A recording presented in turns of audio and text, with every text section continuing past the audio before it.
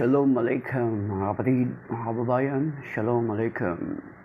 Sa pinagpalang araw ng linggo, piyastahan ng Divine Mercy, Feast of the Divine Mercy. Kuya Romy, good morning. Kape, kausapin ng Panginoon everyday. Yan. Okay. Minabati din natin si Brother June. Iba pa nating mga regular taga-subaybay, si Pablo sa Japan, minsan si Jenny Clark. Bihira na si Jenny Clark at saka sino pa ba? Si Danny sa Japan din. At iba pa nating mga sumusubaybay sa atin nasa iba't ibang lugar. Isang pinagpalang araw ng linggo po. Shalom Alaikum sa inyong lahat at kapiyastahan ngayon ng Divine Mercy. So bago tayo mag-start, let us pray mga kapatid. In the name of the Father, the Son, the Holy Spirit. Amen. O Jesus, eternal truth, our life, I call upon you and I beg your mercy for poor sinners. O sweetest heart of my Lord, full of pity and unfathomable mercy, I fled with you for poor sinners. O most sacred heart, fount of mercy, from which gospel praise of inconceivable grace upon the entire human race, I beg you, light for poor sinners. O Jesus, be mindful of your own bitter passion, and do not permit the loss of souls redeemed at so dear a price of your most precious blood. O Jesus, when I consider the great price of your blood, I rejoice at its immensity, for one drop alone would have enough for the salvation of all sinners. Although sin is an abyss of wickedness and ingratitude, the price paid for us can never be equaled. Therefore, let every soul trust in the passion of the Lord and place its hope in His mercy. God will not deny His mercy to anyone. Heaven and earth may change, but God's mercy will never be exhausted. What immense joy burns in my heart when I contemplate your incomprehensible goodness. O Jesus, I desire to bring all sinners to your feet, that they may glorify your mercy throughout endless ages. You expired Jesus, but a source of life, gospel for souls, and the ocean of mercy opened up for the whole world. O fount of life, unfathomable divine mercy, envelop the whole world and empty yourself out upon us. O blood and water, which gospel from the heart of Jesus, as a fount of mercy for us, I trust in you. O blood and water, which gospel from the heart of Jesus, as a fount of mercy for us, I trust in you. O blood and water, which gospel from the heart of Jesus, as a fount of mercy for us, I trust in you. And we entrust to you, so Lord, this day, let thy mercy we can experience your divine mercy this Sunday. Bless us, guide us, speak to us, O Lord, and all our loved ones, all our relatives and friends. Bless us in all aspects of our life, financially, in our health, in materially, O Lord, in our needs, and your protections and blessings, guidance. Speak to us as we contemplate and read your word, and let your word be planted in our heart, and our heart be like our fertile soil, O Lord, that we will receive your word, and it will grow in us, and it will have bear fruits and have abundant harvest when time comes. We entrust you this day, and we also claiming your promises in 2 Corinthians chapter 10, verse 4 to 5. To you the glory and praise in Jesus' name, with the Holy Spirit that reigns with you forever and ever. Amen. In the name of the Father, the Son, the Holy Spirit. Amen. Shalom. I'm Mystery of Faith. At yung mga dumadaan, maging yung mga nagtatap ng screen, yung mga nagla-like, ay may 74 likes na. So, Ebanghelyo natin ngayon mga kapatid ay hinango or taken from the Gospel according to St. John chapter 20 verses 19 to 2019 to 31. Glory to you, Lord.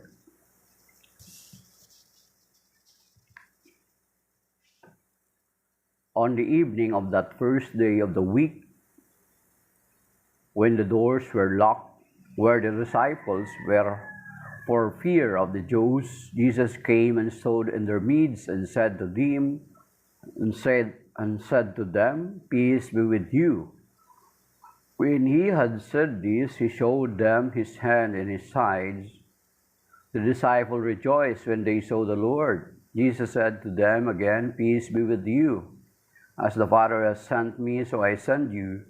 And when he had said this, he breathed on them and said to them, Receive the Holy Spirit. Whose sins you forgive are forgiven them, and whose sins you retain are retained. Thomas, called Didymus, one of the 12, was not with them when Jesus came. So the other disciples said to him, We have seen the Lord. But he said to them, Unless I see the mark of the nails in his hands, and put my finger into the nail marks, and put my hand into his side, I will not believe. Now a week later, his disciples were again inside, and Thomas was with them. Jesus came, although the doors were locked, and stood in their midst and said, Peace be with you. Then he said to Thomas, Put your finger here and see my hands, and bring your hand and put it into my side, and do not be unbelieving, but believe. Thomas answered and said to him, My Lord and my God. Jesus said to him, Have you come to believe because you have seen me? Blessed are those who have not seen and have believed. Now Jesus did many other signs in the presence of his disciples that are not written in this book, but these are written that you may come to believe that Jesus is the Messiah, the Son of God, and that through this belief you may have eternal life in his name. You may have life in his name. The Gospel of the Lord. Praise to you, Lord Jesus Christ. Amen. So, Divine Mercy Sunday ngayon, mga kapatid.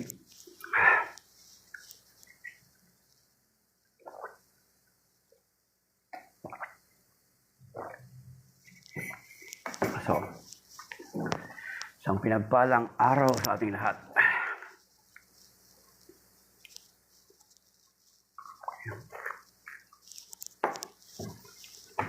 Okay, mga kapatid.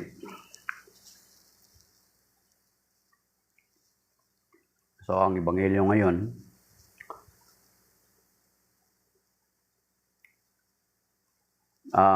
sa unang verse, sa verse 19, ay sinasabi dito, On the evening of that first day of the week, when the doors were locked, where the disciples were for fear of the Jews, Jesus came and stood in their midst and said to them, Peace be with you.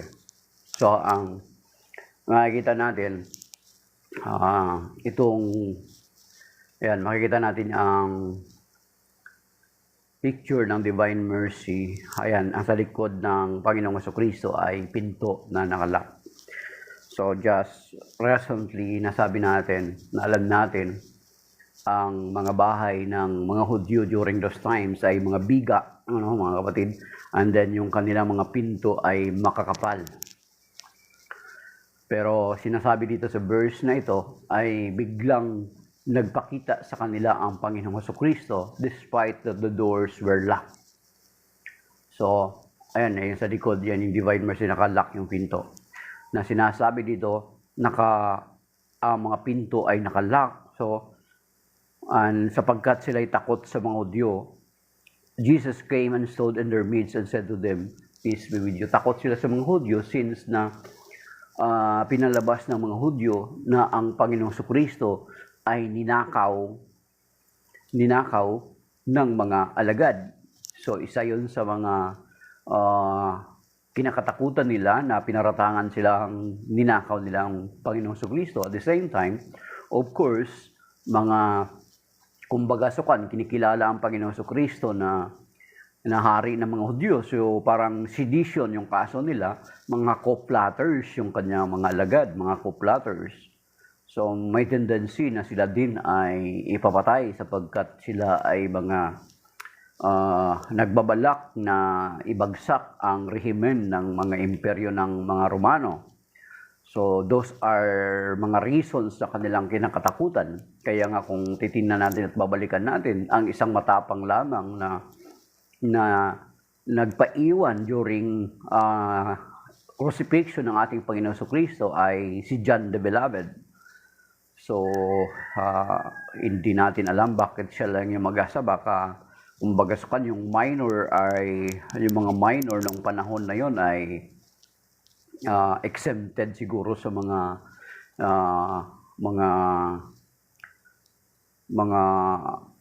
akusasyon. So kaya that is why si Saint John the Beloved lang yung naiwan doon sa krus kasama ni na Mama Mary at saka ng ibang mga Maria. The rest of the apostles ay wala. So takot sila, biglang pumasok ang Panginoong Jesucristo or biglang nagpakita ang Panginoong Jesucristo sa kanilang kalagitnaan at binati silang Shalom Aleichem. Shalom Aleichem. Yan yung ginagamit natin. Sa Hebrew na salita, Shalom Aleichem, ibig sabihin, peace be with you. At ang sagot dapat niyan is Aleichem Shalom. Parang binaliktad lang. Shalom Aleichem. Ang sagot is Aleichem Shalom. Naglalaway ako kaya kumakain ako ng exercise and blood salt. Ano kaya ang dahilan? Okay. So, yun mga kapatid. And binati ng Panginoon sila na Shalom Aleichem sapagkat yun yung alam ng Panginoon na takot sila. So, ibig sabihin na parang kung i-apply natin sa ating mga buhay na kung ano yung mga urgent needs natin bilang mga tagasunod ng Panginoong Jesucristo ay alam na ang Panginoong Jesucristo yaon mga kapatid. So, kaya ibinigay niya sa kanyang mga lagad yung sabi niya, Shalom Aleichem. At magkaroon ng kapayapaan. Alam natin na kapag magsalita ang Panginoon Jesucristo na Shalom Aleichem, ay siguradong nakaramdam o nakaranas sa mga lagad ng kapayapaan. Di ba naalala natin yung nung nasa bangka siya, binabagyo sila, ang lakas ng alon, ano bang sinabi ng Panginoon? Be still! At nanahimik yung dagat at nagkaroon ng kapayapaan. So the same with the apostles, nung sinigkas ng Panginoong Jesucristo yung Shalom Aleichem or peace be with you, sigurado naranasan at tatanggap ng mga lagad yung kapayapaan.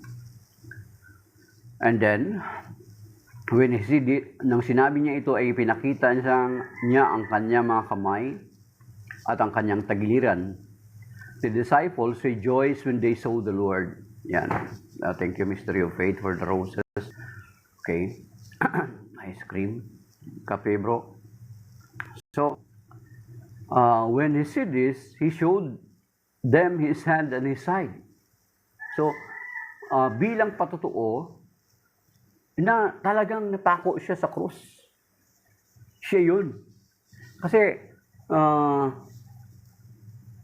alam natin, kung nasusubaybayan natin yung tagpo, na ang mga alagad ay hindi nila siya niya-recognize, di ba mga kapatid? Si Mary of Magdala, hindi niya na-recognize, akala niya gardener, sina Cleophas, akala nila stranger, foreigner. And then, dito, kaya ipinakita ng Panginoon Jesucristo yung mga nail marks sa kanyang mga kamay at kanyang tagiliran bilang patutuo na siya talaga yun. Siya yung napako sa krus.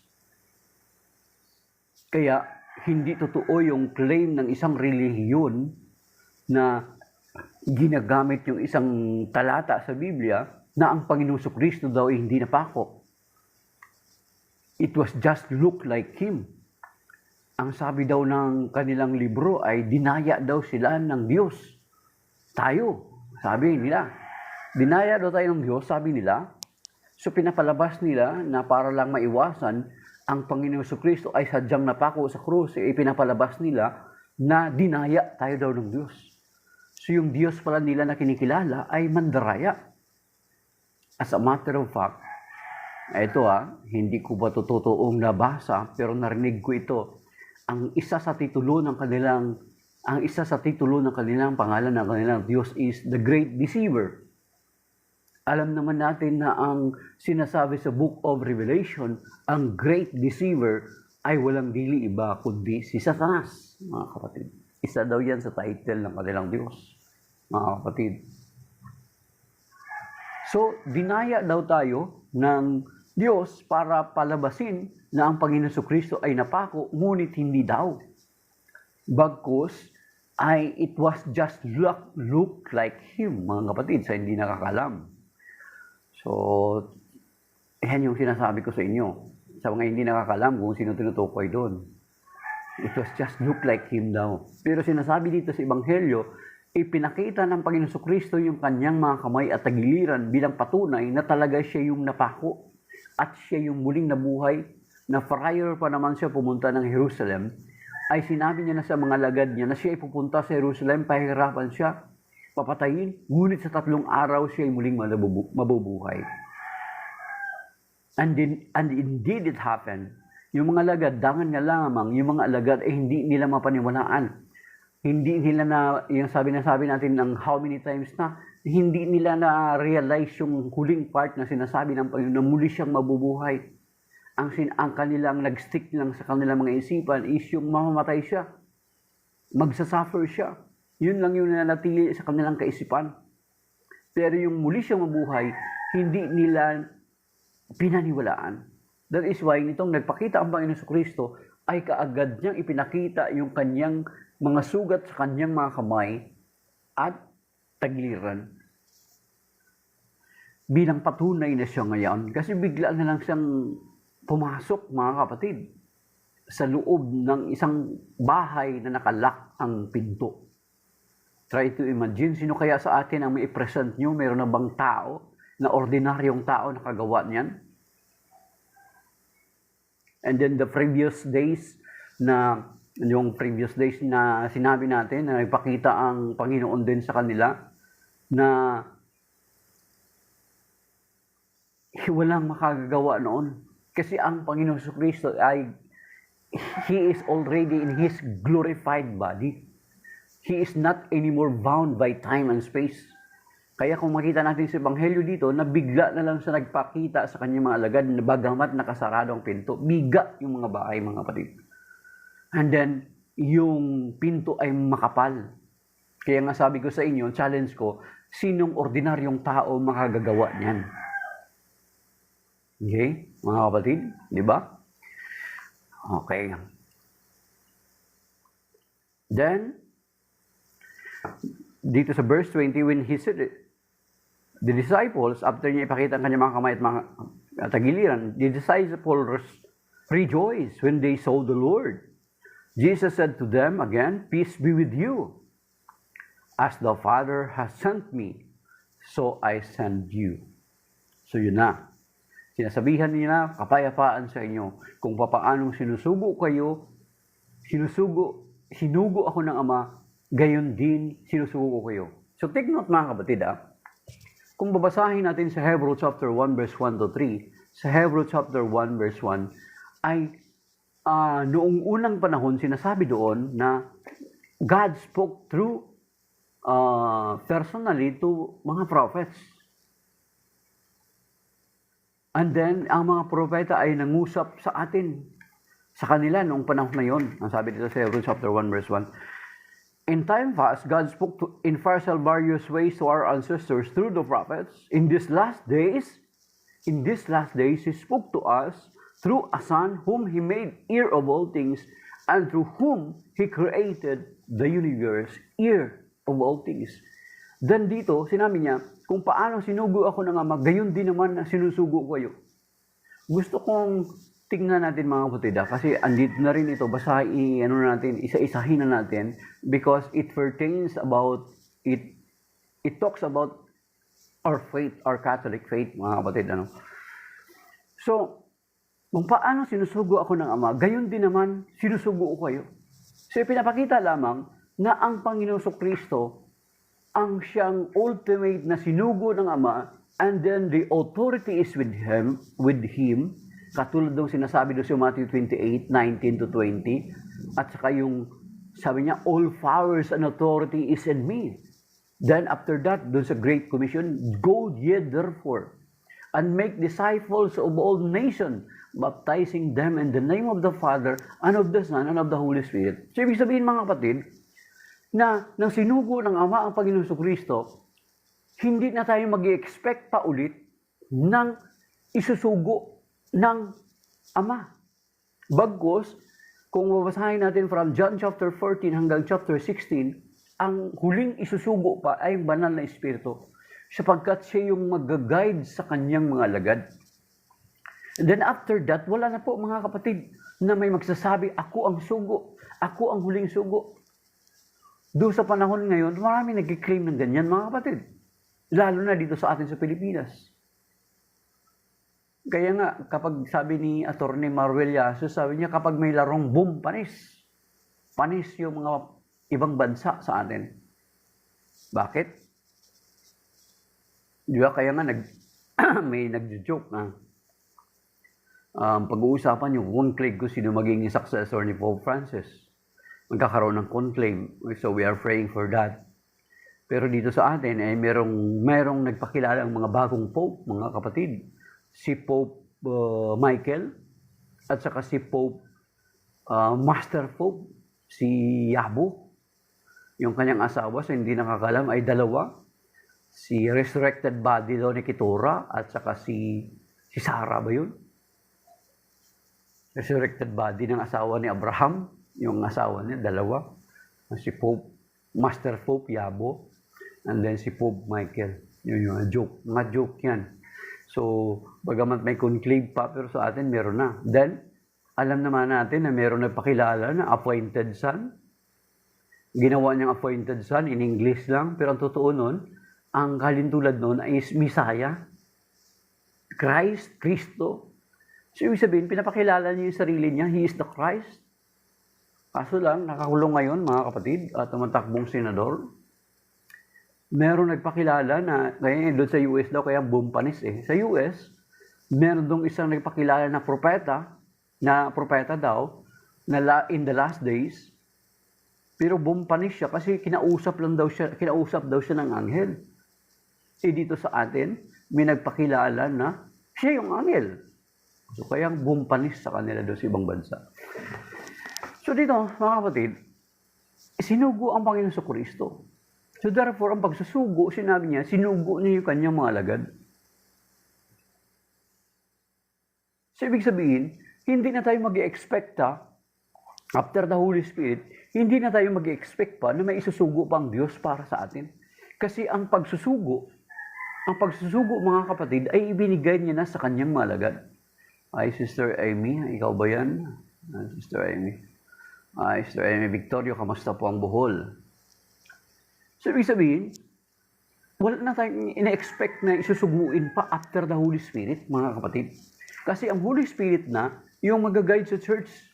At kung makikita natin, na noong doon sa Book of Acts, nung mawala si Judas, pinalitan nila si Judas ni San Matias. Through palabunutan. Parang katulad ngayon ginagawa sa conclave. To feel yung pagkukulang sa kanilang grupo. Hindi sila nagsabi, Lord, magsugo ko pa ulit ng propeta. Kasi ang authority nga ay ibinigay na sa kanila. Kaya nga yung pagdating sa aklat ni Timoteo, sa sulat ni San Pablo, ang manner ng kanilang pagsusugo is by laying of hands, which is ginaganap din sa atin sa simbahan. By laying of hands. Therefore, wala na tayong i-expect na meron pang isusugo ang Panginoon kasi nasa church na. Isinugo na yung Espiritu Santo na siyang mag-guide sa simbahan. And then the church, sila na yung magde-decide kung sino yung susuguin. Kaya nga meron dito sa, di ba sa Romans chapter 10, di ba mga kapatid, verse 15 yata yun, tingnan natin. Sa Romans chapter 10, sabi dito mga kapatid Romans chapter 10, verse 15. At papaanong makapangaral ang sinuman kung hindi siya isinusugo? Okay? Ayon sa nasusulat, oy kay inam na makitang dumarating ang mga nagdadala ng mabuting balita. Okay?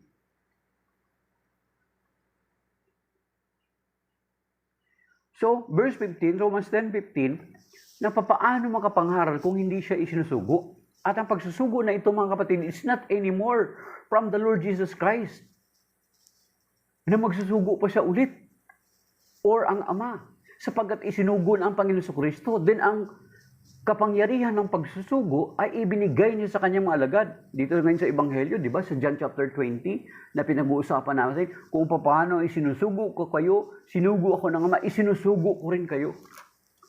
So therefore, the authority of sending others also is from the disciples, mga kapatid. Not anymore from Jesus, from our Lord Jesus. Kasi meron na siyang in-institute na simbahan.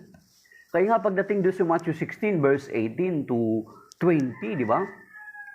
Matthew chapter 16 hanggang verse 19, ang sinasabi doon, Thou art Peter, and upon this rock I will build my church. Verse 19, I will give you the keys of the kingdom. Whatever, take note whatever you will bind here on earth will be bound in heaven. Whatever you will loose here on earth shall be loosed in heaven. So you see, the authority were given already to the disciples, to the apostles. Kaya, hindi na magsusugo pa ang Panginoon. Which is contrary sa sinasabi ng iba ngayon, na meron sinugo daw sila. No. Kaya nga kung titingnan natin ang Matthew chapter 24 mga kapatid, ina-highlight natin ito kasi nadadaanan natin sa Ebanghelyo ngayon, bagamat kapiyastahan ng Divine Mercy. Pero since andyan na yan, pag-usapan na natin. Sa Matthew chapter 24, take note mga kapatid. Itong Matthew chapter 24, eschatological events to. Ibig sabihin, mga pangyayari sa huling araw. Take note, ano sinasabi dito ng mga kapatid? Verse 4, Matthew 24 verse 4 to 5. And then sa verse 11 at saka sa 24. So magut sa Jesus, mag-ingat kayo na huwag kayong mailigaw ninuman, sapagkat maraming paririto sa aking pangalan at magsasabi ako ang Mesiyas at marami silang maililigaw. Kaya yung sinasabing appointed Son of God siya, pag sinabing appointed mga kapatid, is synonym yan na salitang anointed or chosen or in other words, Messiah. Kasi ang Messiah is anointed, chosen. Yan yung kahulugan yan. Kaya yung appointed, in-Englishized word of Messiah. Di ba? Englishized word of Messiah. O parang katulad dito, di ba yung ISIS? Ang ISIS is Islamic State, Islamic State, yung IS na yun. Ngayon dito sa atin sa Pilipinas, Bangsamoro, Tagalog with English. So walang pagkakaiba yun, ISIS pa rin yun. Tagalais nga lang, Bangsamoro, ISIS pa rin yun. Islamic State pa rin yun. Bangsa means nation, state. Yun, yung kahulugan niya. So, sabi dito, sumagot si Jesus, mag-ingat kayo, huwag kayong mailigaw ninuman, sapagkat maraming paririto sa aking pangalan at magsasabi, ako ang Mesiyas, at marami silang mailigaw. And then sa verse 11, mga kapatid, sabi dito, marami ang magpapanggap na propeta at ililigaw nila ang marami at ang kasama ay lalaganap anupat manlalamig ang pag-ibig ng marami. So, dito sa Matthew 24, apocalyptic ito, itong eschatological event itong mangyari, mga kapatid. Pero never sinabi ng Panginoon na magsusugo pa siya ulit ng mga propeta para sa atin. Verse 24, bagkus ang sinasabi niya, mga darating is mga bulaang propeta. Yun yung tatandaan natin mga kapatid. Then sa verse 24, sabi dito, sapagkat may mga magpapanggap na Mesiyas at may mga lilitaw na mga bulaang propeta. Magpapakita sila ng mga kagilagilalas na tanda at mga kahangahangan at mga kababalaghan upang iligaw kung maari pati ang mga hinirang ng Diyos. So yun yung sa eschatological events, may sinabi ang Panginoon na maraming mga darating. But he never mentioned na darating may isusugo pa siya na mga propeta, mga kapatid. Sapagkat ang pagsusugo ay ibinigay niya sa kanyang mga alagad. So therefore, wala na siyang isusugo pa maliban dun sa huling sugo na isinugo ang Espiritu Santo. Di ba? Makikita natin yan sa John chapter 14 hanggang chapter 16, mga kapatid. But after that, wala na po, mga kapatid. Kasi ang authority ng pagsusugo is in the church already, mga kapatid. Kaya kung hindi ka sinugo inside the church founded by the Lord Jesus Christ, then sino ang nagsugo sa'yo? Si Jesus, sinugo ako ni Jesus. Then magkukote ka ng verse sa Bible. Si Jesus, paano ka? Anong proof mo sinugo ko ni Jesus? Anong proof mo? Di ba mga kapatid? Anong katibayan? Na ikaw ay sinugo? Sapagkat ang pagsusugo ay ibinigay na sa mga alagad. Matthew chapter 28. All powers and authority given to me, go ye therefore, baptizing them in the name of the Father and of the Son and the Holy Spirit, teaching them to observe everything I have commanded you. And I will be with you till the end of time. So therefore, dito sa Ebanghelyo yun, sa John chapter 20, sinabi ng Panginoon Kristo kung paano sinugo ako ng Ama, gayon din naman sinusugo kayo. So therefore, kung paano sinugo mga alagad, sila din ay makarapatang magsugo, mga kapatid. Sa kanilang hanay magmumula yung legit na pagsusugo. Kaya kapag may magpakilala pa na sugo outside the church founded by the Lord Jesus Christ, then that is not anymore legit na sinasabi nilang sugo sila. Kasi napakadali mag-claim, mga kapatid, ng verse sa Biblia, but it is very hard to prove na sila ay tinutukoy doon sa sinasabi ng talata na kanilang inaangkin. Di ba sa atin, kahit sa atin, napakadaling umangkin ng lupa. Pero for you to be a legit owner of that land, you're supposed to provide a proof or evidence. Halimbawa, titulo. Mga kapatid, kung wala kang titulo, no way. Di ba? The same with, mag-claim ka ng verse sa Bible, pero hindi mo mapatunayan na kayo iyan, then, hanggang claim na lang yan, mga kapatid. Okay, tuloy natin. Dito sa John chapter 20. Appleton Sai Panaga. Amen. Okay, mga kapatid.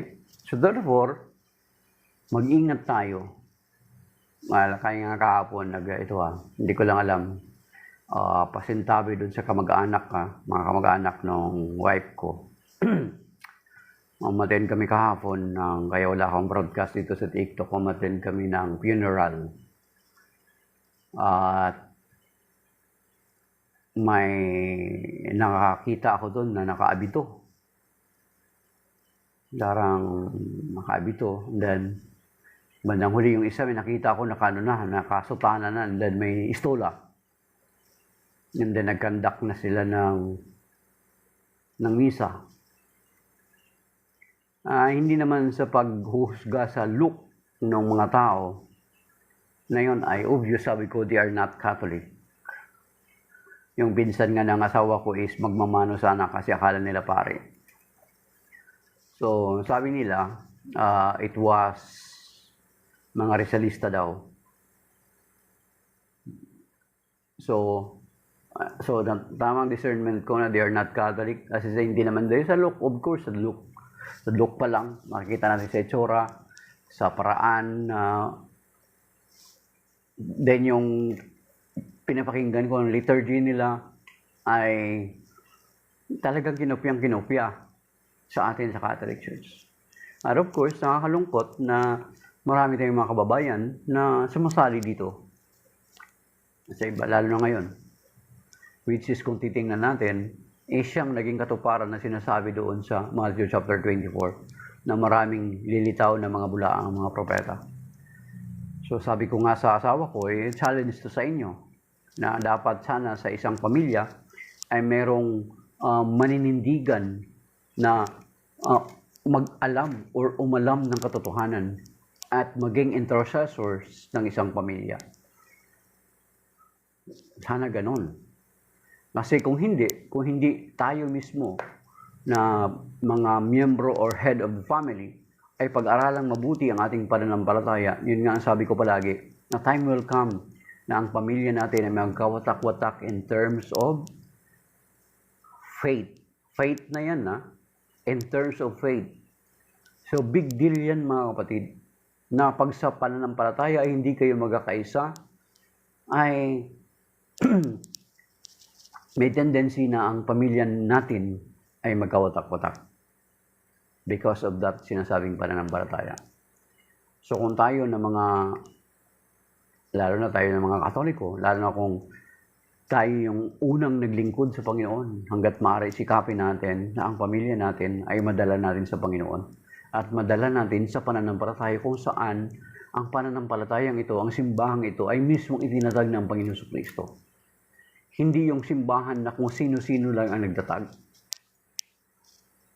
Kasi hindi nais ng Panginoon yan, as I am always discussing, as I am always sharing that.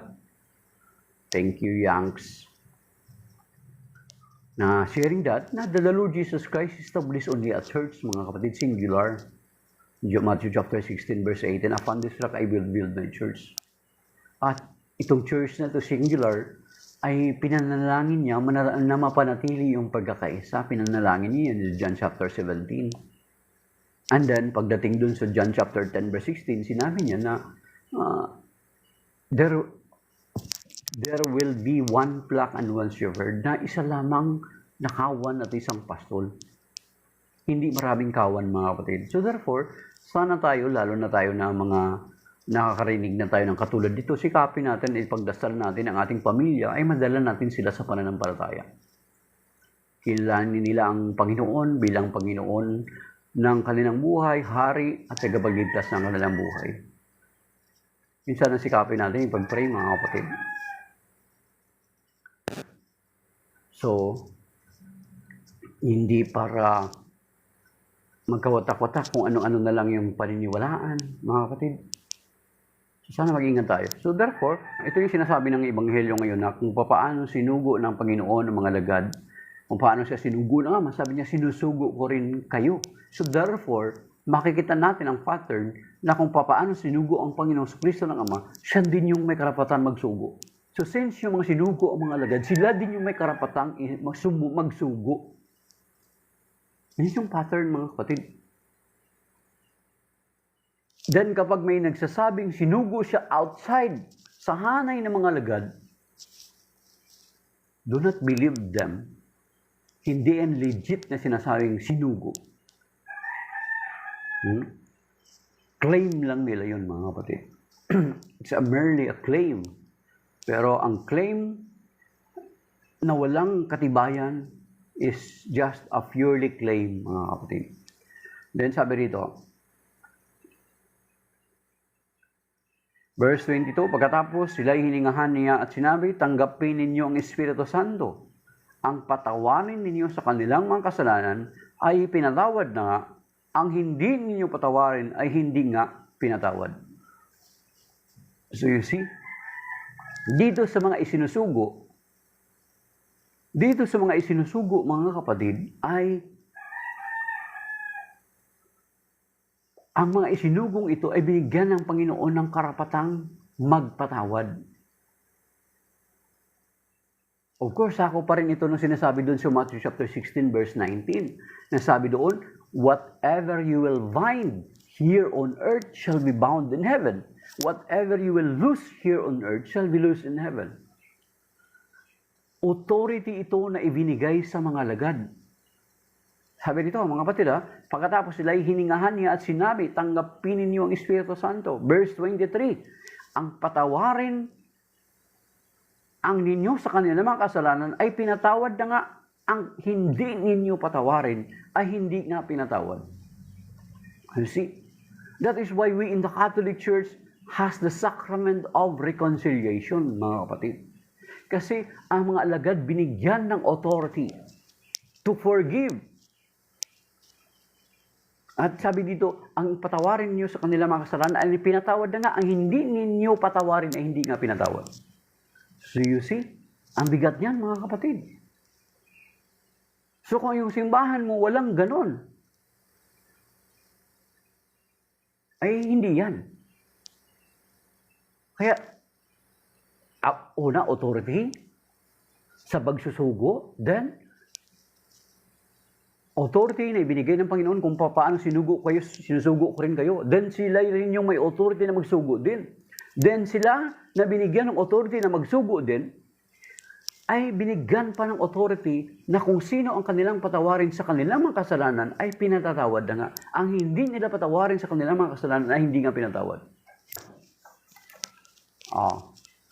That is why we in the Catholic Church has the sacrament of reconciliation. Kaya kung gusto mo totoong mapatawad yung kasalanan mo, you go to sacrament of reconciliation. Kasi ito yung authority given to the disciples, given to the apostles. And this authority was passed down to the next and next and next and next and next generation until now na meron sa atin. Hindi ito nawala sapagkat ito'y utos ng Panginoon. So it was been passed down to generation. Kaya nga sabi dito sa 2 Corinthians chapter 5 verse 20, mga kapatid. Ito, take note. Sabi ni St. Paul dito, sabi niya, sa 1 Corinthians chapter 5 verse 20. Ano sinasabi dito? Sa 2 Corinthians ako, mali ako mga kapatid. Sa 2 Corinthians, yan, ibig sabihin, okay. Sa 2 Corinthians chapter 5 verse 20, mga kapatid, sabi dito, nakita niyo sa Bible niyo? 2 Corinthians chapter 5 verse 20, kaya't ako'y sugo ni Kristo, para ang Diyos na rin ang namamanhik sa inyo, sa pamamagitan ko, makipagkasundo kayo sa Diyos. Through me, be reconciled to God. So yung pakipagkasundo sa Diyos is through the apostles nagbinigyan ng authority ng Panginoong Jesucristo. Through me, be reconciled to God. Ano sabi ni San Pablo? Ulitin natin. Sapagkat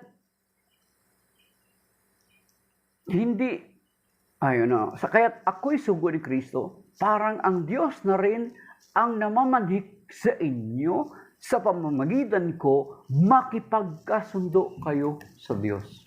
So you see? Ibig sabihin, pinapatunayan ni San Pablo yung sinasabi doon sa John chapter 20 verse 23, ang patawarin ninyo sa kanilang mga kasalanan ay pinatawad na nga. Ang hindi ninyo pinatawad sa kanilang mga kasalanan ay hindi nga pinatawad.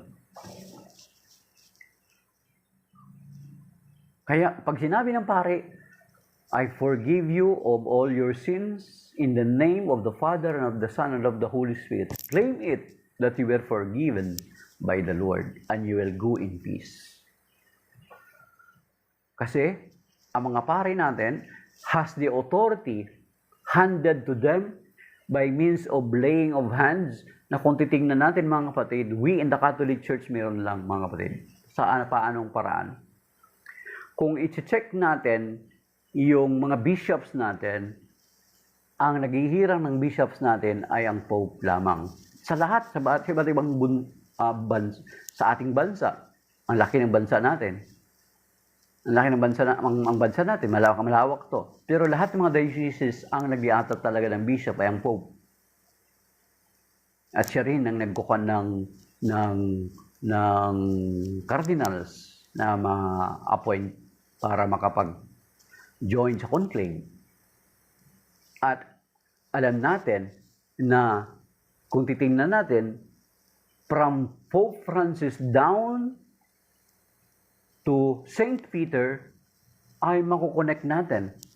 Kaya tingnan nyo sa mga secular na balita, maging ang Malacanang recognizes that the Pope is the 266th Pope.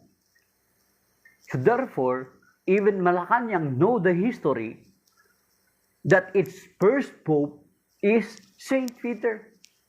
Kaya kami 266 Pope na tayo ngayon. Di ba? Kahit mga secular na balita, kinikilala nila. So therefore, tayo lang na Catholic Church can trace our roots down to the very apostles na walang puknat, na walang putol, mga kapatid. The rest of our separated brethren, tingnan mo yung kanilang kasaysayan, name all the sect and denomination na umiiral ngayon. E-check nyo po yung kasaysayan nila. Kung may AI meta kayo, e-check nyo. Name all the list of sect and denomination na lumutang ngayon sa buong mundo. Kahit si Meta, sasagutin nila in an instant. In an instant, mga kapatid. Si Meta, galing nga, paano kaya ito galing? Paano ginawa? Kahit Tagalog. I-ask mo sa Meta na Tagalog. Sasagutin ni Meta. Ang bilis ng pagsagot. Di ba yung iba Siri, ang iba AI, ChatGPT. Yan. But the Catholic Church, from Pope Francis down, we can trace our roots. Yung pagkasunod-sunod ng mga Santo Papa natin hanggang kay San Pedro. So therefore, ang authority is from the Church na magsugo. Una, yung pagsusugo will be coming from the Church. And then the authority to forgive sins coming from the Church. Mabigat nun ha, kung talagang totoo nating pinapanimalaan ang banal na kasulatan. Ang sabi ng Panginoong Jesucristo, ang patatawarin ninyo sa kanilang mga kasalanan ay pinatawad na nga. Ang hindi ninyo patawarin sa kanilang mga kasalanan ay hindi na nga pinatawad. At sinabi ng pinatutuhanan nito, pinagtibay nito ni San Pablo, na sabi niya, ako'y namanhik sa inyo na parang ang Diyos na rin ang nagsasabi sa inyo. Sabi niya, 2 Corinthians 5:20, ulitin natin. Through me, be reconciled to God. Okay? Ulitin natin ha.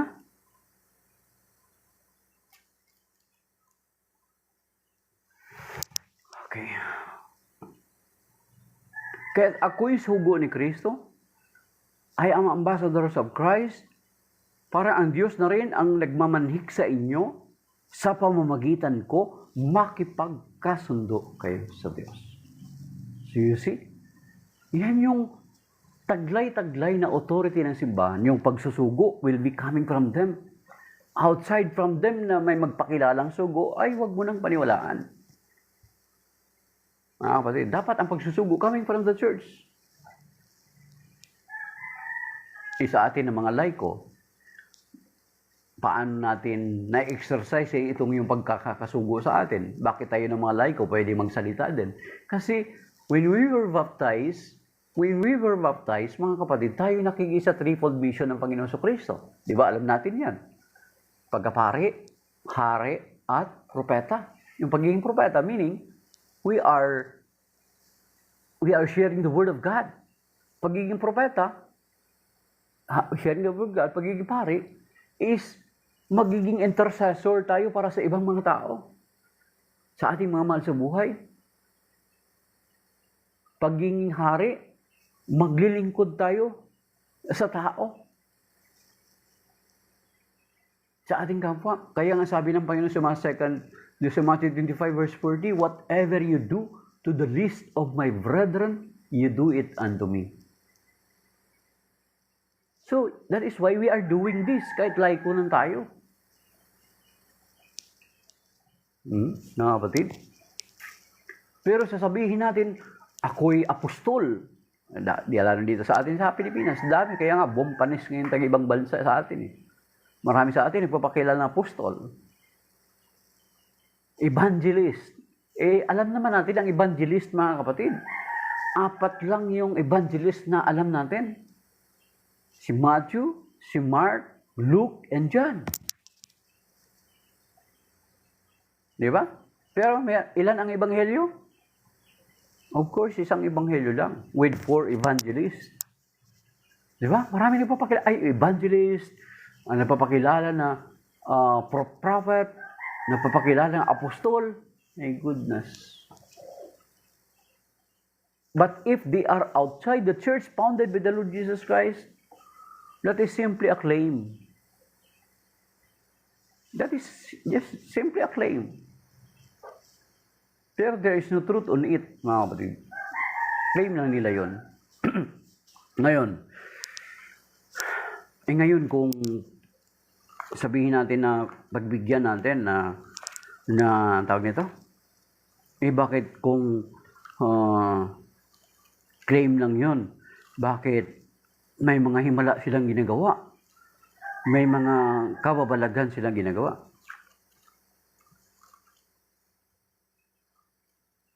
Okay, mga kapatid. Ano sinasabi dito sa Deuteronomy chapter 13? Ito yung babala. Sa lumang tipan pa lang, ha? Ito na yung babala. How to qualify.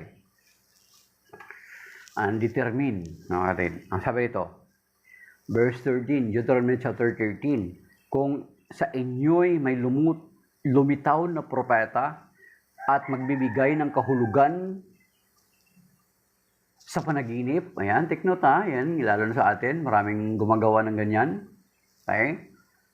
At pagkatapos magpakita ng kababalaghan at hikayatin kayong maglingkod sa mga Diyos-Diyosan, huwag kayong makikinig sa kanila kahit magkatotoo ang kanilang hula.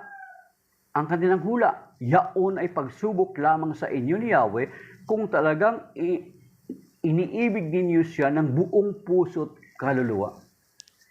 Kaya kapag may pakilala na propeta, apostol, pero sasabihin niya sa iyo, hindi na mahalaga ang reliyon, hindi na mahalaga ang reliyon. Sasabihin niya na hindi nagtatag ang Panginoon ng iglesia, kaya umanib ka na sa amin. That is at pagsubok lang sa iyo, mga kapatid. Ito yung sinasabi sa Deuteronomy chapter 13. Then, verse 3, huwag kayong makikinig sa kanila kahit magkatotoo ang kanilang hula. Yaon ay pagsubok lamang sa inyo ni Yahweh kung talagang iniibig ninyo siya ng buong puso't kaluluwa. Siya lamang ang inyong sundin. Magkaroon kayo ng takot sa Kanya at sundin ninyo ang Kanyang mga utos. Paglingkuran niyo siya at manatili kayong tapat sa Kanya. At ang propetang yaon na nagbibigay ng kahulugan o sa panaginip ay dapat patayin pagkat inuudyukan niya ang mga tao upang magimagsik kay Yahweh na siyang nagligtas sa inyo sa pag-alipin sa ito. Inikayat niya kayong iwan ang daang itinuro niya sa inyo. Iyan ang masama at dapat ninyong iwasan. So you see, pag sinabi niya, hindi na, iwanan nyo na yung Catholic Church.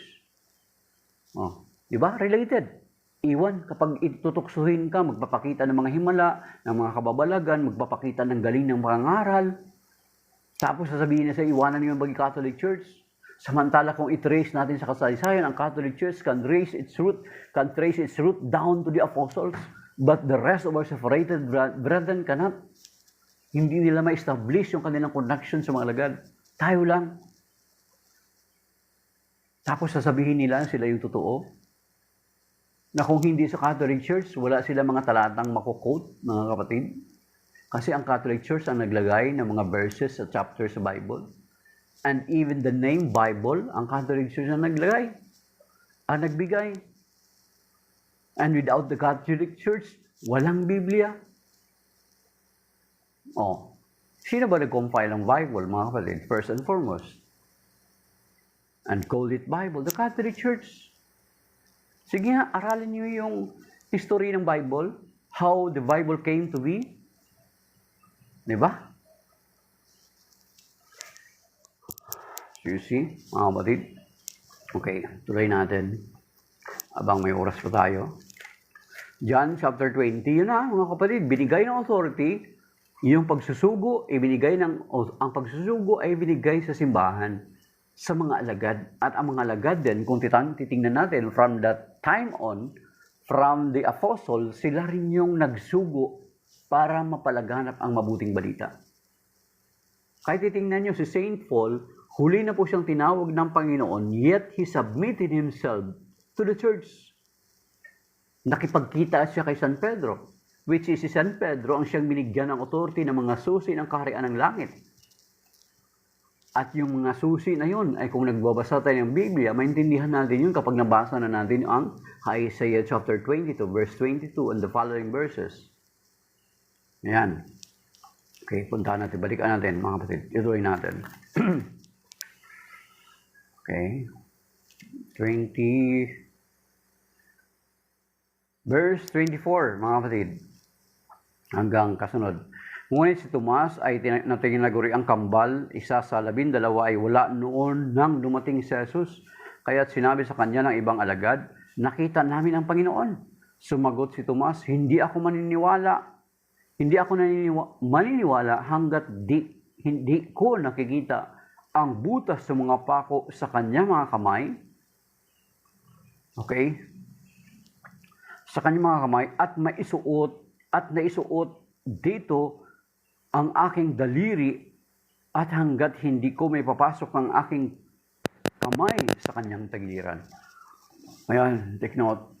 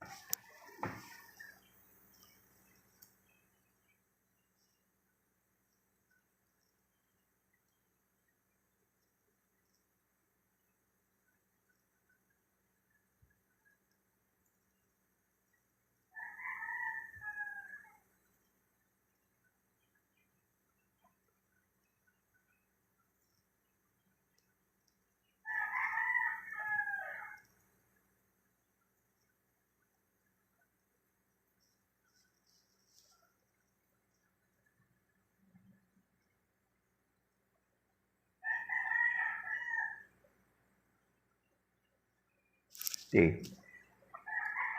Ngayon mga kapatid, gusto ko ipapansin sa inyo. Sana mapansin natin. Dito sa John chapter 20, verse 24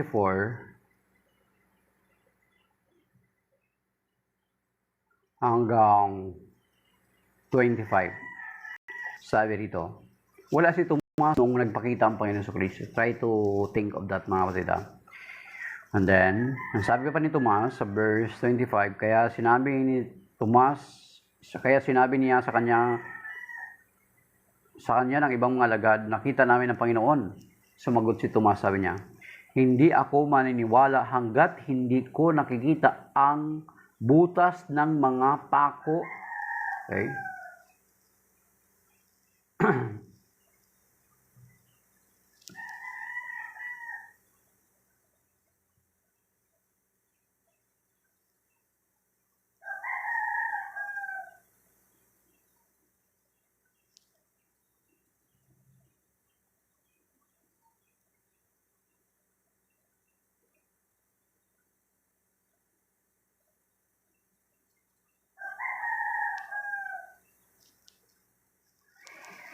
Okay. Tignan mga kapatid, sabi niya, Hindi ako maniniwala hanggat hindi ko nakikita ang butas ng mga pako sa kanyang mga kamay. At maisusuot dito ang aking daliri hanggat hindi ko naipapasok ang aking kamay sa kanyang tagiliran. So nung hindi nakapasok, wala si Tomas doon, wala siya roon nang dumating ang Panginoon Kristo, nagpakita ang Panginoon sa mga alagad. Ito yung sinabi ni Tomas, hindi siya maniniwala hanggat hindi ko nakikita ang butas ng mga pako sa kanyang mga kamay. So bakit gusto kong emphasis yung mga kapatid, yung mga sinasabing butas ng mga pako sa kanyang kamay? Bakit gusto kong emphasis yan? Kasi mga kapatid, ang mga kapatid natin, Jehovah's Witnesses, kung makita niyo yung kanilang cross, mga kapatid, is nakaganon lang ang Panginoon Kristo sa isang ulos, sa isang kahoy, nakaganon. So, di ba? Makikita natin. So, ibig sabihin, pero sinasabi dito ni San Tomas na alam nila na ang Panginoon Kristo nang ipinako ay nakadipa. Kaya ang sinabi niya, mga butas ng mga pako. Ibig sabihin, plural. Ibig sabihin, tama yung pagkaalam natin sa pagkapako ng Panginoon Kristo na nakadipa. Kasi ang mga kapatid natin sa Jehovah's Witnesses, na ang kanilang, ang pagkapako sa kanila ng Panginoon, nakaganito. Diba? Kapag makakita kayo ng mga papel o mga polyeto na binibigay nila, yun yung pinapalabas nila.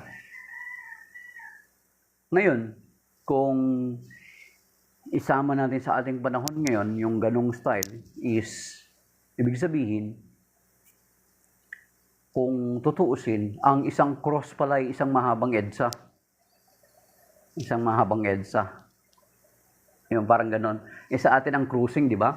Ang tinatawag natin sikat na crossing, yung EDSA crossing, yung may interchange ng Shaw Boulevard at saka EDSA. Yun yung crossing sa atin. Sabihin, may ganun. Something that cross. So, hindi yung ganun lang. So, sinasabi dito, mga kapatid, gusto nating tingnan, kasi may mga kapatid tayo na ang sabi nila, ang Panginoon Kristo ay nakapako lamang na gano'n. Which is not. Kasi ang sinasabi dito ni Santo Tomas, hanggat hindi ko makita ang butas ng mga pako, plural. So therefore, yung sinasabing nakalipa ang Panginoon Kristo ay yung tama na pagkapako sa krus. Yun yung tama, hindi yung nakaganon. At the same time, mga kapatid, sa Matthew chapter 27, verse 37, maalaala natin, di ba? Nung ipinako ang Panginoon Kristo sa krus, anong nakalagay? At inilagay sa kanyang mga ulunan ang katagang, ito ang hari ng mga Hudyo. Sa taas sa ulunan, sa taas ng kanyang mga ulunan. Kaya nga yung cross natin, mga kapatid,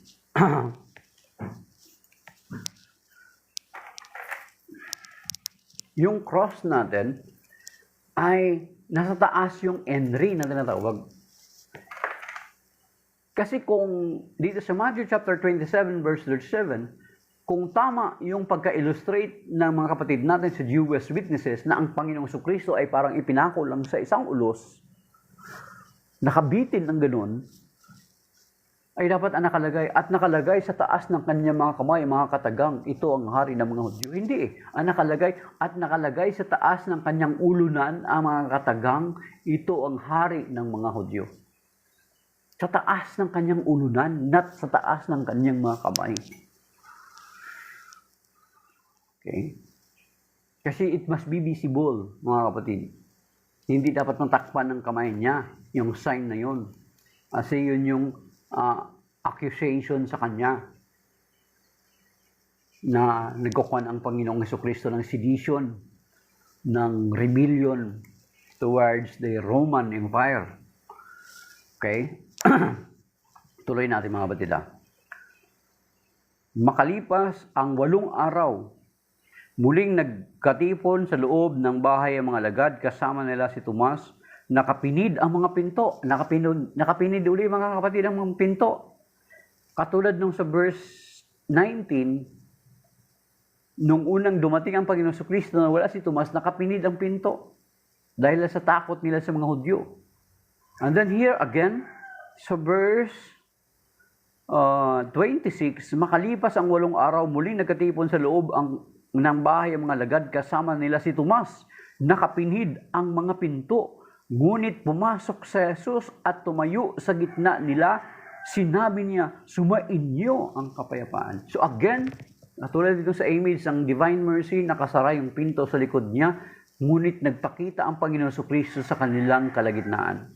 Kaya nga sabi ko sa inyo, kung ang Panginoon Kristo is just a normal human being like us, sino sa mga normal na mga human being ang makagawa ng ginawa ng Panginoon Kristo? Pinapatunayan ng Panginoon Kristo that He is in a glorified state, in a glorified body. He is not anymore bound by time and space. Ngayon, kung ordinaryong tao lang ang Panginoon Kristo, sinong ordinaryong tao nakagagawa na niyan sa kasaysayan? Baka may hindi ako alam, pakisabi nyo sa akin, pakishare nyo po. Okay?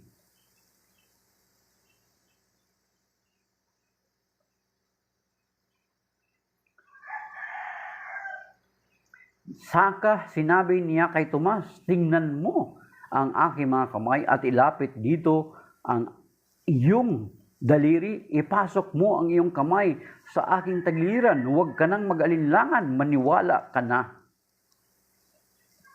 Take note mga kapatid, wala pang cellphone noon. Wala pang cellphone noon. O hindi naman tinext ng mga alagad ang Panginoon, Lord, dumating si Tomas at ayaw niyo maniwala na nagpakita ka sa amin. Paano to? Hindi naman nag-text yung mga alagad sa Panginoong Kristo, Lord, nung dumating ka, sinabi namin kay Tomas, ayaw maniwala eh. After 8 days, nagpakita ang Panginoong Kristo, yung primary concern ni Tomas ay kaagad niyang sinagot. Kaagad niyang minute niya or kinatagpo niya yung concern ni Tomas, mga kapatid. Kinatagpo niyang Panginoong Kristo yung concern ni Tomas. Tignan nag-uusap sila nung nag-uusap sila, wala na ang Panginoong Kristo na nagpakita sa kanila ang Panginoon at wala doon si Tomas. Nung kinuwento nila sa kay Tomas, wala na ang Panginoon. Nang nagpakita sa kanila ang Panginoon, wala na ang Panginoong Kristo. Pero nang nagpakita ang Panginoong Kristo after 8 days, kinatagpo ng Panginoong Kristo yung concern ni Tomas, yung hindi niya pagpapaniwala sa Panginoong Kristo. Bakit? Take note ng kasunod mga kapatid. Take note, wala pa cellphone noon. Paano nag-leak yung information kay Lord? Okay, ang sabi rito. Saka sinabi kay Tomas, tingnan mo ang aking mga kamay at ilapit dito ang iyong daliri. Ipasok mo ang iyong kamay sa aking tagiliran. Huwag ka nang mag-alinlangan. Maniwala ka na. So you see, kinatagpo ng Panginoong Kristo yung concern ni Tomas noong kinuwento ng mga alagad na nagpakita sa kanila ang Panginoong Kristo. Minit niya yung concern ni Tomas. Yung kanyang pag-alinlangan. Paano nalaman ng Panginoong Kristo yun? Wala naman siya. At the same time, hindi siya tinext ng mga paalagad. Wala namang cellphone noon.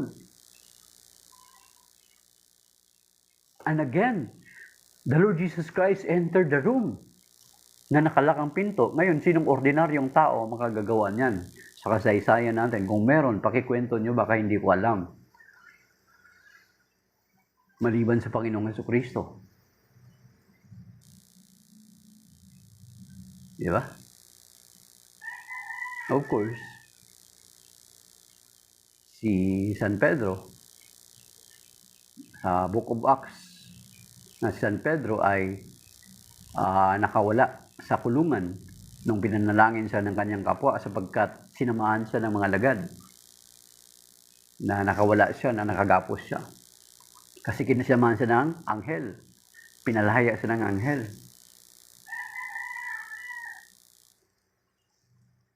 But, maliban sa Panginoon, sino nakagawa doon? You see, diyan ay pinapakita ng Panginoon na is not anymore ordinary human being. Kaya ngayon yung palagi nating sinasabi na ang Panginoon Kristo ay He's not just human being.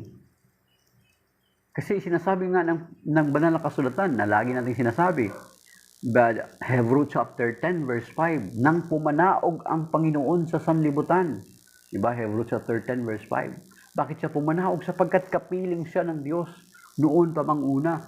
Kaya nga sinasabi sa John chapter 1 verse 1 to 3, in the beginning was the Word, and the Word was with God, and the Word was God.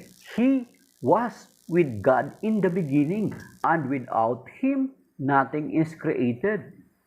Then sa verse 14, and the Word became flesh and dwelt among us.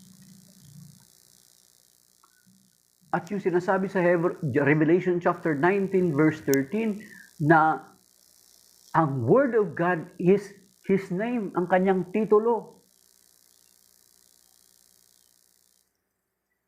Oh. Kaya nga, itong John chapter 1 verse 1 to 3 ay sinusuportahan ng sinasabi sa Philippians chapter 2 verse 5 to 8. Ang sinasabi doon, magpakababa kayo katulad ni Kristo na kahit siya ay Diyos, hindi nagpilit na manatiling kapantay ng Diyos bagkus sinubad niya ang katangian ng pagka-Diyos at namuhay na katulad ng isang alipin. Okay? Tuloy natin. Sabi dito, sinabi niya kay Tomas, Panginoon, tingnan mo ang aking mga kamay at ilapit dito ang iyong daliri. Ipasok mo ang iyong kamay sa aking tagliliran. Huwag ka nang mag-alinlangan, maniwala ka na. Verse 28, yan, ito. Ano sabi, nag-exclaim si Tomas? Sabi niya, sumagot si Tomas, Panginoon ko at Diyos ko. Sabi daw ni Ventilasyon, ay nagulat daw si Tomas. Di ko nagulat si Tomas nung nagpakita ang Panginoon Kristo, prior pa man siya magbigay ng kapayapaan, dapat sinabi na kaagad ni Tomas, Panginoon ko at Diyos ko. My Lord and my God. Parang ginagawa nila na Pilipino tayo.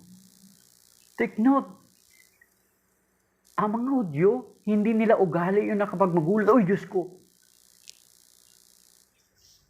Ayon sa 10 utos, huwag gamitin ang pangalan ng Diyos na walang kabuluhan.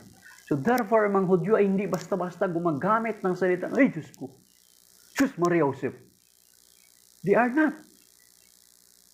Sapagkat nakakintal sa kanilang mga puso ang kautusan, huwag gamitin ang pangalan ng Diyos sa walang kabuluhan. So nang napakita ang Panginoong Kristo sa mga alagad at kinatagpo niya yung concern ni Tomas, sa kanyang unang pagpapakita pa lang, kung nagulat si Tomas, ay Panginoon ko at Diyos ko. Pero hindi nila gawain yun at hindi nila gagawin yun, mga kapatid. Na nagulat si Tomas, sabi ni Ventilasyon. Ang sabi din sa verse 28, nung sinabi ng Panginoong Kristo yun, sinyalin siya si Tomas. Ang exclamation na yun ni Tomas is not yung nagulat. Kung babasahin natin yung sentence, kung babasahin natin yung tagpo, is not pagkagulat. It is an exclamation of belief. It is an exclamation of affirming the divinity of our Lord Jesus Christ. Hindi yun pagkagulat. Tingnan niyo yung ng sentence, mga kapatid. Ano Panginoon? Sinabi niya, Panginoon ko at Diyos ko. My Lord and my God. Siguro naglumuhod si Tomas nung pagtagpo na ito, nung sinabi niya, My Lord and my God. Kinilala niya ang Panginoon Kristo, My Lord and my God. Yung Lord na yan, alam niyo ba mga kapatid, ang Lord, mga kapatid, sa Biblia, pag nakabasa kayo ng sinasabi ng Lord sa Biblia, dalawang kahulugan, of course. Sa Hebrew na salita, ang Lord na sinasabi is yung human master. Ang kahulugan niyan ay, sa Hebrew, ayon sa mga nag-aaral, is Adoni, human master. Ayan, i-confirm nyo ang kahulugan yan. Yan yung sinasabi ng kakilala ko or kaibigan ko na magaling sa Hebrew, Greek at saka Hebrew at saka Greek language, biblical languages, at magaling sa grammar. Ang sabi niya na ang Adoni, ang salitang Adoni, pakatulad nung kay Abraham, tinawag siyang Adoni, ibig sabihin, human master. Ang Adonai is refers to God alone. Ang Adonai is exclusive for God. Kaya yung my Lord and my God nito is Adonai. Saan first ginamit itong Adonai sa Panginoong Jesucristo? Doon sa Luke chapter 1 verses 43. Ano sabi? Nung napuspos si Santa Elizabeth ng Espiritu Santo, ibig sabihin, si Santa Elizabeth ay hindi nagsalita sa ganang sarili niya lamang, kundi dahilan siya ay napuspos ng Espiritu Santo. At anong sinabi niya doon sa Luke 1 verse 43? Anong sabi niya, nung exclamation niya rin, nung dumating si Mama Mary, nang dumating ka't binati mo ako, nagtatalon sa tuwa ang sanggol sa aking sinapupunan. And then sa verse 43, anong sinasabi ni Santa Elizabeth? Sabi niya, who am I and that the mother of my Lord come to me? You see? Sino ako upang dalawin ng ina ng aking Panginoon? Ang Panginoon na ginamit dito mga kapatid sa mga nagkaintindi ng Greek at saka ng Hebrew na salita, ang salita dito na ginamit is Adonai. Who am I that the mother of my Adonai come to me? Kaya nung sinabi ni Santo Tomas yung John 20:28, my Lord and my God. Ibig sabihin, sinusuportahan, ina-affirm ngayon ni Santo Tomas na ang kanyang nakita ay ang Panginoong Jesucristo. Sinabi niya, my Lord and my God. Did our Lord said, oh, you are wrong. Even our Blessed Virgin Mary, nung sinabi sa kanya ni Santa Elizabeth, who am I, sa Luke chapter 1 verse 43, who am I that and the mother of my Lord come to me? Sinabi ba ni Elizabeth? No, Elizabeth, he is not the Lord. He is not the Lord. Sinabi niya ba ganun? Hindi. Kasi alam ni Mama Mary sa hula, sa banal na kasulatan, Isaiah chapter 7 verse 14, di ba? Manganak ang isang dalaga, tatawagin niyang Emmanuel. Bakit Emmanuel? Pagdating sa New Testament, ang ipinangalan sa Panginoon Jesucristo is Jesus, God saves. Ang Diyos ay nagliligtas. Hindi naman Emmanuel. Bakit Emmanuel? Matthew chapter 1 verse 21, di ba? Bakit naging Emmanuel? Sapagkat sinasabi sa John chapter 1 verse 14, and the Word became flesh and dwelt among us. So become Emmanuel, God with us. Sapagkat doon sa Isaiah chapter 9 verse 6, ano sinasabi doon? Ang linaw na sinasabi mga kapatid ha. Isaiah, buksan niyo po sa Bible niyo. Okay. Isaiah chapter 9 verse 6. O, sino nakakita una?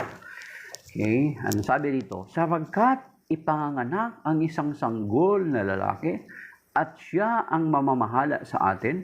Siya ang kahanga-hangang tagapayo, ang makapangyarihang Diyos, walang hanggang Ama, ang prinsipe ng kapayapaan.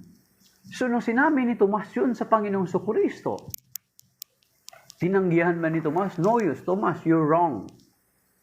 I am just a human being like you. Don't talk to me like that. It's a blasphemy. The Father alone is God. Sinabi ng Panginoon ba yun? No. Kasi ang sinasabi ng proclamation ng gospel according to St. John chapter 1 verse 1 to 3, in the beginning was the Word, and the Word was with God, and the Word was God. He refers to the Word. He was with God in the beginning, and without him refers to the Word, without him nothing is created. And then verse 14, and the Word was made flesh and dwelt among us. At sinabi dito sa Revelation chapter 19 verse 13, mga kapatid. So yan, na dito pinapatunay na hindi diwa lang itong sinasabi dito sa John chapter 1, mga kapatid, na katulad ng pag-iiyo sa pagtatakas ng ibang sekta, na diwa lang daw yan, panukala lang yan, ito mga kapatid. Revelation chapter 9, verse 13. Okay.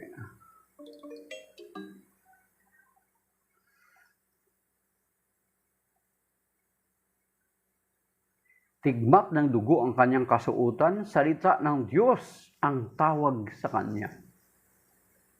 Okay. Salita ng Diyos ang tawag sa kanya. God bless. Ate, Sister Amy, God bless po.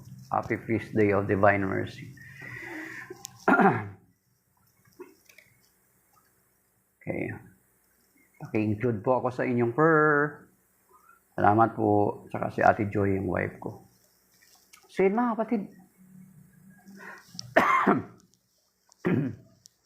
Balikan natin. Verse 28 na tayo, John 20:28. My Lord and my God. A word of affirmation. Hindi word ng pagkagulat, mga kapatid. Kasi kung nagulat, dapat nung nag-appear pa lang ang Panginoon Kristo, kaagad na nagsalita si Tomas na, My Lord and my God. Hindi ganun eh. Doon pa lang, wala na. Hindi totoo yun kasi nungalingan yung sinasabi na gulat. Nung nag-appear pa lang ang Panginoon Kristo, doon dapat ang kagulat-gulat. Kasi bigla, biri mo, naka-lock yung pinto, tapos biglang pumasok ang Panginoon Kristo. Yun yung moment ng pagkagulat. My Lord and my God. Hindi na yun. Sa atin, dapat tayo ng mga Kristiyano, tayo ng mga Katoliko, dapat hindi natin inuugali yun. Kahit tayo, dapat hindi natin inuugali. Good. We can't. Pati yung mga anak nyo, dapat pagsabihan nyo. Kasi labag yan sa sinasabi ng Panginoon na huwag ninyong gamitin ang pangalan ng Panginoon sa walang katuturan. Kaya hindi si Tomas, mga Hudyo, they are not oriented na kapag magulat ay magsalita, ay, my Lord and my God. Birin mo, para lang makatakas sa pagiging Diyos ng Panginoon Kristo, gagawa ng kasinungalingan, gagawa ng kwento. Kapag nagulat kayo, magugulat kayo sa kalagitnaan na nagsasalita na yung Panginoon Kristo. Halimbawa ako, nagulat ka, ang gulat mo doon sa una, hindi sa gitna.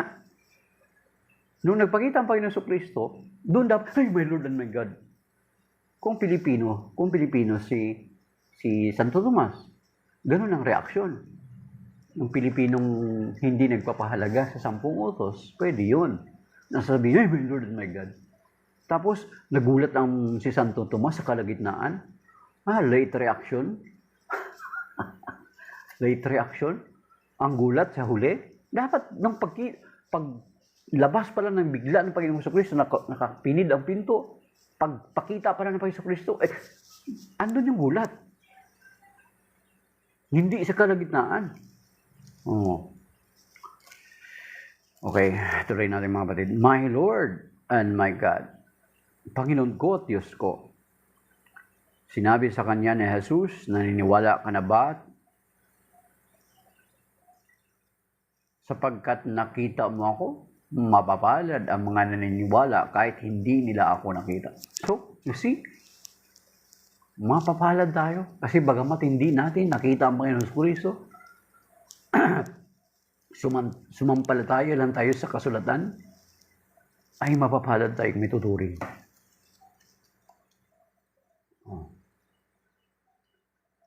Mapalad ang mga naniniwala kahit hindi nila ako nakita. Okay.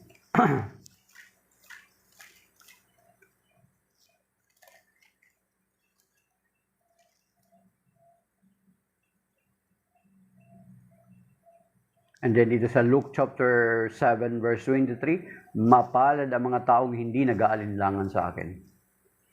So tayo na hindi man natin nakita ang Panginoon sa Kristo, yet we believe in Him, tayo ay may tuturing na mapalad. Sapagkat sinasabi nga ng Hebrews chapter 11 verse 1, now faith is the substance of things hoped for, the evidence of things not seen, mga kapatid. So therefore, mapapalad tayong balang na mga sumasampalataya bagamat hindi na tayo nakita ang Panginoong Jesucristo. And then the verse 30 hanggang 30 ba? 31. Okay.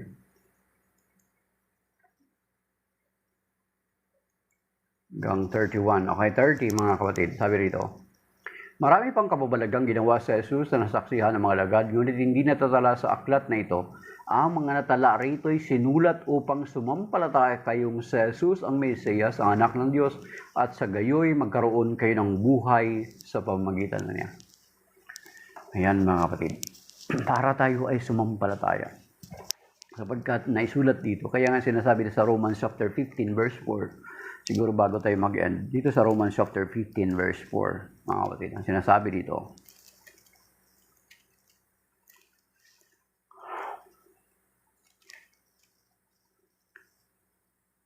sa anumang nasa kasalutan noon pang-una ay nasulat sa ikatututo natin sapagkat lumalakas ang ating loob at nagkakaroon ng pag-asa kapag binabasa natin ang mga aral na matatagpuan dito. So yan mga kapatid. So, if we want to establish na tumatag yung ating pananampalataya, of course, we are being encouraged by the church, the Catholic Church, to read our own Bible. And gaano tayo? Ako nga, July yung birthday ko eh. Iniiyak ko na sa asawa ko. Sabi ko, birthday ko, July, sana mabilan ako ng Ignatius Bible. Ignatius Bible, mahal-mahal po yun, mga kapatid. Malapit na po birthday ko sa July. Kung may magregalo, Ignatius Bible, welcome. Praise God. Habang nabubuhay ako, pagdadasal kita. Kaya, sa magregalo sa akin sa July, welcome po. Magiging bahagi ka ng daily prayer ko. Lahat ng aspects ng mo, masipag ako sa pananalangin, mga kapatid. Kaya kapag may magbigay sa akin ng Ignatius Bible, Amazon yata, pero sa Lazada meron na eh. Hindi ko lang alam kung sa mga St. Paul meron na. So maybe that is by now, mga kapatid, nawa maranasan natin ang dakilang abag ng Panginoon. Sabi nga sa Lamentation chapter 3 verse 22 to 23, sana may memorize natin lang. The steadfast love of the Lord never ceases. Dito sa New American Bible, ganito ang sinasabi. Okay. Lamentation. Panaghoy sa Tagalog. Lamentation, chapter 3, verses 22 to 23, mga kapatid. Buksan niyo pa sa Bible niyo. Sabi dito, the favors ang nakalagay. The favors of the Lord are not exhausted. His mercies are not spent. They are renewed each morning. So great is His faithfulness. Yan yung dapat hawakan natin, mga kapatid. The steadfast love. May kanta po niyan. Hanapin niyo po sa YouTube. The steadfast love of the Lord never ceases. His mercies never come to an end. They are new every morning, new every morning. Great is thy faithfulness, O Lord. Great is thy faithfulness. Pag-ibig mo ay hindi nagmamaliw. Ang awa mo ay walang kapantay. Ito'y laging sariwa, bawat umaga. Katapatan mo'y dakila, tapat ka't dakila. Ito'y laging sariwa, bawat umaga. Katapatan mo'y dakila, tapat ka't dakila. Yan, mga kapatid. Maganda yan ipagdasal every morning. Claiming the faithfulness and mercy of the Lord na hindi nagmamaliw, hindi nauubos. Ito'y tuloy-tuloy. Kaya sa araw na ito, sa kapiyastahan ng Divine Mercy, ay magkaroon nawa tayo ng himala sa ating mga buhay. Katulad ng mga na-experience ng iba, si Brother Noe Dora sa kapiyastahan ng Divine Mercy, nakakita sila ng yung team nila as they are going to Palawan, nakakita sila ng kung ano yung nangyari sa kapiyastahan ng Divine Mercy sa Cagayan de Oro. Ayun, sigurado luck na naman ngayon mga tao sa Cagayan de Oro, dun sa El Salvador ngayon sa araw na ito, ay sina Brother Dumidora, akala niya lifetime na po siyang hindi makalakad ng maayos. Brother Noedora, hindi nakakilala siya, yung 15 years pastor who converted to the Catholic Church and now a devotee of Divine Mercy. Na sa pamagitan ng himala, nakita niya yung Divine Mercy, yung dancing sun. Nung pagbalik niya sa sakyan, nagulat siya na kalakad na po siya ng maayos, mga kapatid. At hanggang ngayon ay hindi na po siya gumagamit ng scratches, nakalakad na siya ng normal, pinaghimalaan siya ng Panginoon. Nawa, paghimalaan din tayo ng Panginoon sa araw na ito. Ano man nawa ang ating mga kahilingan sa alang-alang sa kapiyastahan ng Divine Mercy ay maranasan na ngayon ang dakilang habag at awa ng Panginoon. Ipagkaloob nawa ang ating kagalingan, ang kagalingan ng asawa ni Brother Calix, ni Ate Mary Grace Guzman na wala ng mga cancer cell, at si Brother Dominic Navarro at iba pang humingi ng kahabagan sa araw na ito. Maging ang bawat isa sa atin, anuman mga himala nawa na ating hinihingi sa Panginoon, nawa ipagkaloob niya alang-alang sa kapiyastahan na ating pinagdiriwang sa araw na ito, ang dakilang habag at awa ng Diyos, ang Divine Mercy. Yes, Lord, may your Divine Mercy and compassion be with us. May your God bless us financially, materially, physically, and spiritually. May all our body chemistry will become normal, our blood pressure, our sugar, our cholesterol, or everything that is in us and dugo namin. Save us from kidney failure, save us from stroke, save us from cancer, at iba pang mga malubhang karamdaman, Panginoon. Ipanaranasan mo po nawa sa iyong dakilang habag sa bawat isa sa amin, Panginoon. Iligtas mo kami sa mga bagay na mga beyond our control. At hanguin at palayain ang mga mahal namin sa buhay, sa pag-aalipin ng kasalanan at pag-aalipin sa mga maling paniniwala at mga pamahiin, Panginoon. Iintas mo sa iyong araw nito sa iyong papuri. Parangal po salamat sa pangalan ng Panginoon Kristo, kasama naman ng Espiritu na naghaharing kasama mo noon ay magpakailanman. Amen at amen. Luwalhati sa Ama, sa Anak, sa Espiritu Santo, kapara sa unang ngayon, magpakailanman, magpasa walang hanggan. Amen. Then in the Father, the Son, the Holy Spirit. Amen, mga kapatid. So, shalom, mga kapatid. Maraming salamat sa nag-tap ng screen sa 809 na likes. At yung mga nag-tap ng screen, si nauna kanina, Sister Amy Victorio. At yung natira, God bless you, Olivia Puntual, Woman, Reggie Jao, Iya Santos Gatdola, TFSL, Ibisa, Dandy Lucas, Lucis, at saka si Mystery of Faith. So, shalom, yung hindi ba nag-tap ng screen, pero andyan sila, si Lord ang nakakilala sa inyo.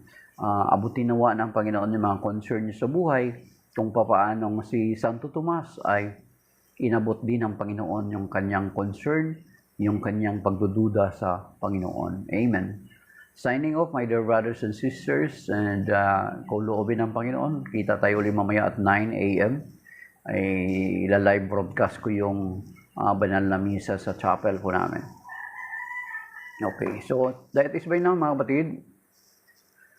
Bye-bye and God bless us all.